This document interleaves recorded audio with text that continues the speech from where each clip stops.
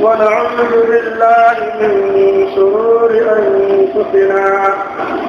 ومن سيئات أعمالنا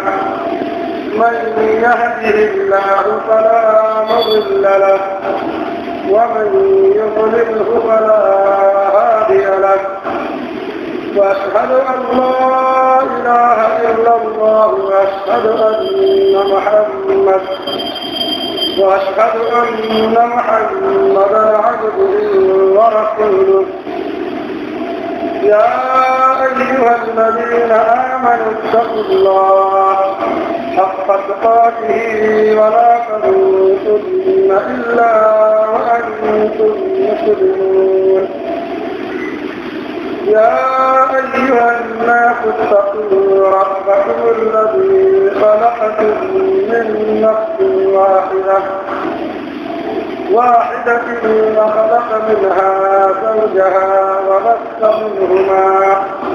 وبث منهما رجالا كثيرا ونساء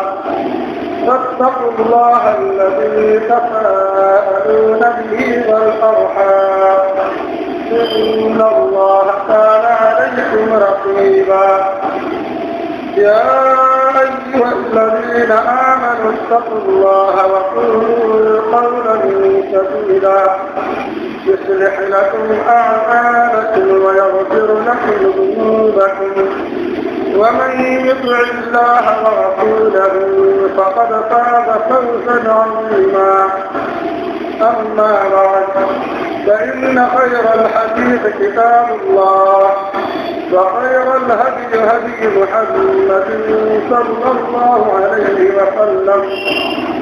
وشر الأمور محدثاتها وكل محدثة بدعة وكل بدعة ضلالة وكل ضلالة في النار. أعوذ بالله السميع العليم من الشيطان الرجيم من همزه ونفسه ونفسه. بسم الله الرحمن الرحيم. قاف والقرآن المجيد بل عجبوا أن جاءهم منذر منهم فقال الكافرون هذا شيء عجيب أئذا متنا وكنا ترابا ذلك رجع بعيد قد علمنا ما تنقص الأرض منهم وعندنا كتاب حكيم بل كذبوا بالحق لما جاءهم فهم في أمر مريج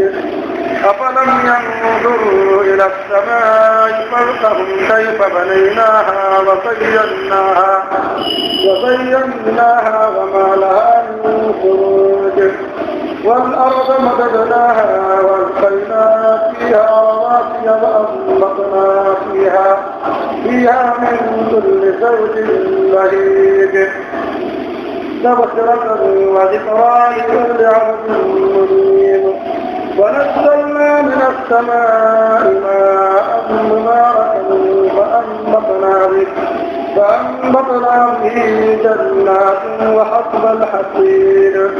والنخل باسقات لها طلع نضيد رزقا للعباد وأحيينا به بلدة ميتا كذلك الخروج كذبت قبلهم قوم نوح وأصحاب الرس وثمود وعاد وفرعون وإخوان لوط وأصحاب الأيكة وقوم تبع كل كذب الرسل فحق وعيد أفأعينا بالخلق الأول بل هم في لبس من خلق جديد ولقد خلقنا الإنسان ونعلم ما توسوس به نفسه ونحن أقرب إليه من حبل الوريد إذ يتلقى المتلقيان عن اليمين وعن الشمال قعيد ما يلفظ من قول إلا لديه رقيب عتيد وجاءت سكرة الموت بالحق ذلك ما كنت منه تحيد ونفخ في الصور ذلك يوم الوعيد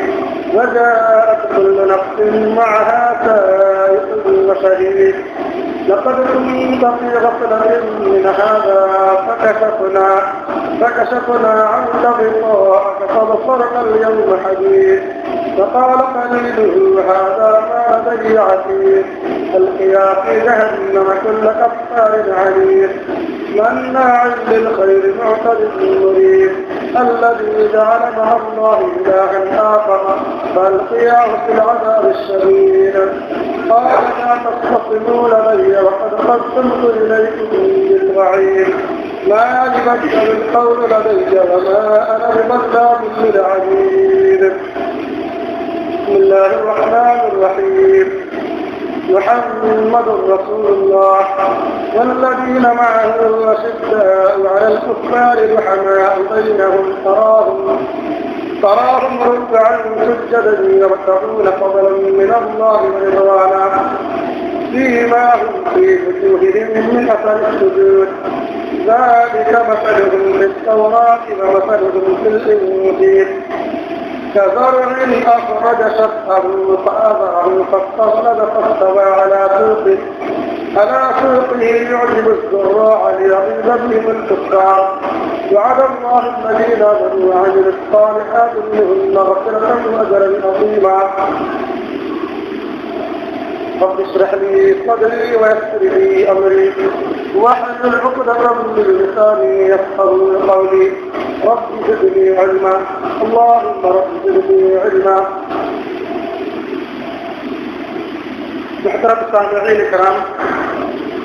سب سے پہلے اللہ رب العالمین کی تعریف، توصیف، کبریائی، بڑائی، حمد و ثنا لائق و زیبا ہے جنہوں نے ہم اور آپ کو اس سارے پانی کے اندر، اس کائنات کے اندر پیدا کیا، بھیجا، عدم سے وجود میں لایا، اور تمام نبیوں پر اللہ رب العالمین کی درود و سلام نازل ہو، خصوصاً ہمارے آخری نبی جناب محمد رسول اللہ صلی اللہ علیہ وسلم پر۔ محترم سامعین کرام، آج کا خطبہ جمعہ کا جو موضوع ہے وہ ہے فضائل صحابہ، یعنی صحابہ کرام کی فضیلت اور برتری کیا ہے، اس تعلق سے ہم لوگ کچھ جانیں گے اور سنیں گے۔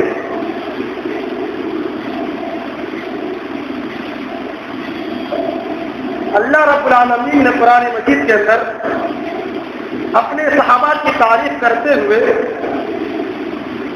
مختلف مقامات پر مختلف انداز میں مختلف پیرائے میں آیتیں نازل کی ہیں تاکہ امت مسلمہ صحابہ کرام کی فضیلتوں کو پڑھے، ان کی برتری کو جانے، ان کے روش کو اپنائے، ان کے نقش قدم پہ چلے۔ وہ صحابہ کرام جن کی تعریف اللہ رب العالمین نے اپنے سب سے مقدس کلام، بابرکت کلام، پاکیزہ کلام یعنی قرآن مجید کے اندر تعریف کیا ہے۔ اسی طرح نبی کریم صلی اللہ علیہ وسلم نے بھی اپنے ان شاگردان رشید کی بھی اپنی احادیث مبارکہ میں،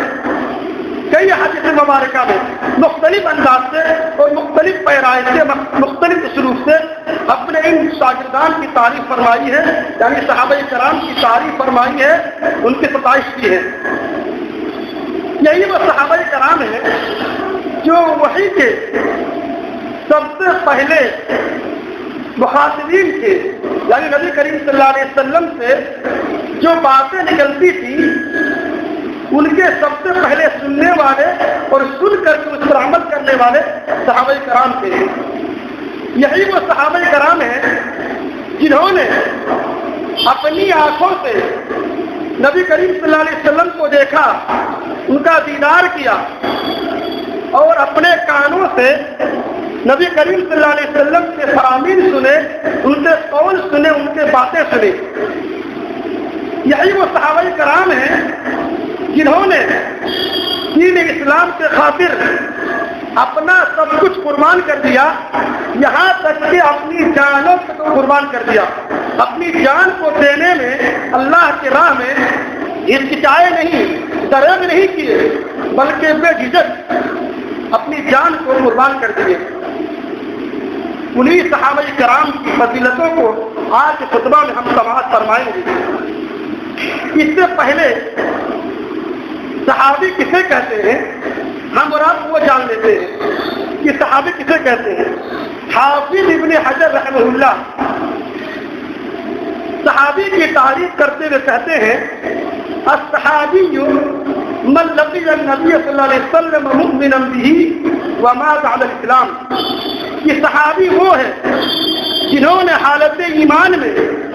ایمان لانے کے بعد نبی صلی اللہ علیہ وسلم کو دیکھا اور ایمان ہی کی حالت میں وہ مرا، یعنی ایمان کی حالت میں نبی کو دیکھا اور ایمان ہی کی حالت میں وہ صحابہ کرام فوت ہو رہے ہیں، اسے صحابی کہا جاتا ہے۔ ایمان کی حالت میں نبی کو دیکھا اور ایمانی کی حالت میں مرا، وہ صحابی ہے۔ حافظ ابن حجر رحمہ اللہ یہ تعریف کرتے ہوئے اس کی وضاحت کرتے ہیں، یعنی اس تعریف کو مزید کھول کر کے صاف صاف کھلے انداز میں بیان کرتے ہیں۔ کہتے ہیں کہ اس تعریف کے مطابق، اس تعریف کے روح سے ہر وہ شخص صحابی شمار ہوگا جنہوں نے نبی کریم صلی اللہ علیہ وسلم کو اس حالت میں دیکھا کہ وہ آپ اس حالت میں دیکھا یا اس حالت میں ملاقات کیا کہ وہ نبی صلی اللہ علیہ وسلم کی نبوت و رسالت کو مانتا تھا، نبی صلی اللہ علیہ وسلم کی نبوت پر ایمان لاتا تھا، نبی کی رسالت پر ایمان لاتا تھا، خواہ وہ زیادہ عرصے تک نبی کریم صلی اللہ علیہ وسلم کی صحبت میں رہا ہو یا نہ رہا ہو۔ یہ بات الگ ہے کہ نبی کریم صلی اللہ علیہ وسلم کی صحبت میں زیادہ عرصے تک رہا ہو یا نہ رہا ہو۔ اسی طرح وہ نبی کریم صلی اللہ علیہ وسلم سے روایتیں کیا ہو یا نہ کیا ہو، اسی طرح نبی کریم صلی اللہ علیہ وسلم کے ساتھ غزوے میں جنگ میں شریک رہا ہو یا نہ رہا ہو۔ اسی طرح وہ شخص اپنی آنکھوں سے نبی کریم صلی اللہ علیہ وسلم کو دیکھا ہو یا آنکھ نہ ہونے کی وجہ سے، بصارت نہ ہونے کی وجہ سے وہ نبی کو نہ دیکھا، اس کی ملاقات کیا ہو۔ ہر دو صورت میں ایسا شخص جو ایمان کی حالت میں نبی سے ملاقات کر رہا ہے اور ایمان ہی کی حالت میں فوت ہو رہا ہے، وہ شخص صحابی شمار کیا جائے گا۔ ہاں یہ بات الگ ہے کہ جو شخص نبی صلی اللہ علیہ وسلم پر ایمان لانے کے بعد مرتد ہو جائے اسے صحابی ہم نہیں کہیں گے، وہ صحابی شمار نہیں کیا جائے گا۔ ہم اور آپ صحابی کی تعریف سن لیے، صحابی کسے کہتے ہیں جان لیے، سمجھ لیے۔ صحابی کی جمع آتا صحابہ۔ اب صحابہ کرام کی تعریف اللہ رب العالمین نے قرآن مجید کے اندر کس ڈھنگ سے کیا ہے، کس انداز سے کیا ہے، ہم اور آپ اس کو سنتے ہیں۔ اللہ رب العالمین نے سورۃ توبہ میں ارشاد فرمایا والسابقون الاولون من المهاجرين والانصار والذين اتبعوهم باحسان رضي الله عنهم ورضوا عنه واعد لهم جنات تجري تحتها الانهار خالدين فيها ابدا ذلك الفوز العظيم۔ مہاجرین و انصار میں سے وہ اولین لوگ، وہ سابقین لوگ جنہوں نے ہجرت کرنے اور ایمان لانے میں دوسروں پر سبقت لے گئے، یعنی دوسروں سے آگے بڑھ گئے، اور دوسرے وہ لوگ جنہوں نے ان سابقین اولین کی اخلاص و محبت کے ساتھ پیروی کی، ان کی اتباع کی، ان تمام لوگوں سے اللہ رب العالمین راضی ہو گیا۔ رضی اللہ عنہم ورضوا عنہ، اللہ تعالی ان سے راضی ہو گیا اور ان کے لیے ایسی جنتیں تیار کی ہیں جن کے نیچے نہریں جاری ہیں اور وہ ان میں ہمیشہ ہمیشہ رہیں گے۔ اس آیت کریمہ میں غور کیجیے آپ، اللہ رب العالمین نے اس آیت کریمہ میں 3 قسم کے لوگوں کا تذکرہ فرمایا ہے، 3 قسم کے لوگوں کو بیان فرمایا ہے۔ پہلی قسم کے لوگ وہ ہیں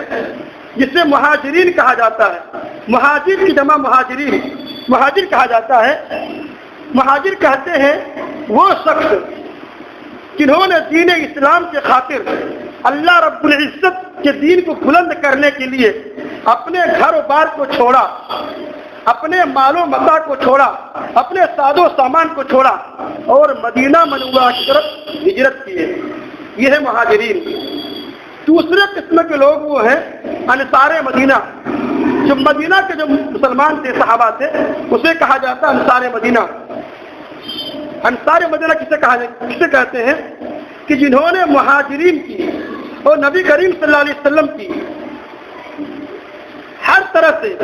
خدمت کی، ہر طرح سے مدد کی، ہر طرح سے تعاون کیا، یہاں تک کہ مہاجرین کے لیے نبی کریم صلی اللہ علیہ وسلم کے لیے اپنی جانوں کو نچھاور کر دیا، اسے کہا جاتا ہے مہاجرین۔